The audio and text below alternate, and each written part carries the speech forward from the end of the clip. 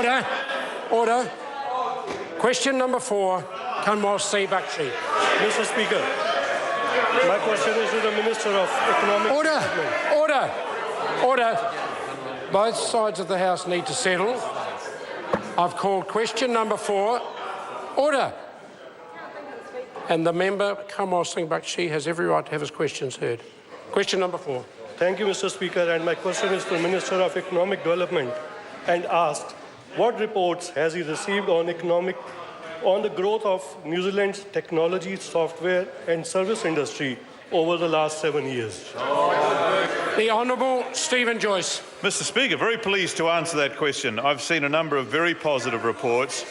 They show that the technology, software and services sector has been growing at the rate of 9% per year since 2008 and now contributes 1.7% of New Zealand's GDP.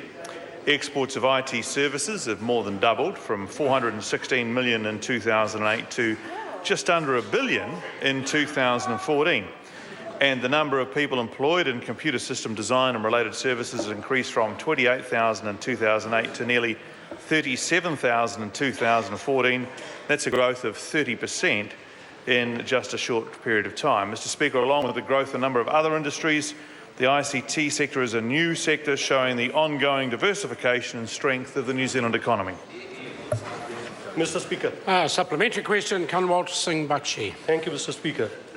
What is the government doing to encourage growth in ICT sector? The Honourable Stephen Joyce. Well, Mr. Speaker, a number of things. Of course, we're rolling out ultra-fast broadband and the Rural Broadband Initiative to connect New Zealand around the country and with the world.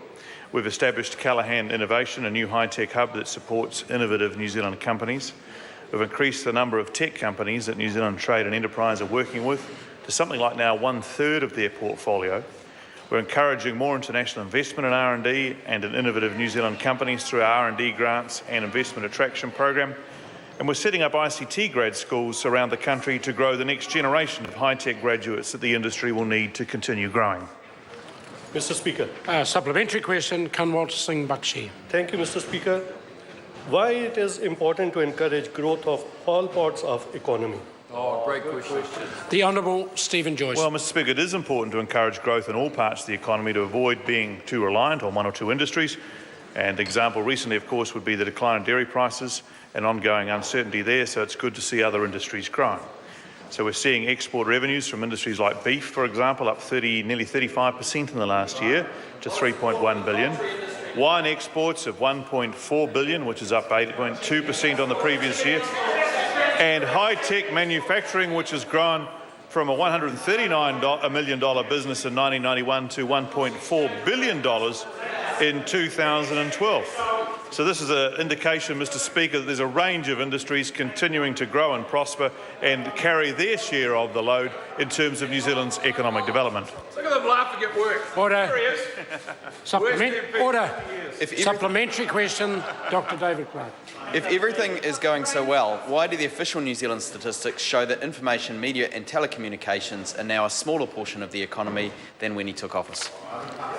The Honourable Stephen Joyce. Well, Mr. Speaker, the member needs to just have a look at that because that's a bundled up version of communication services and ICT services and software.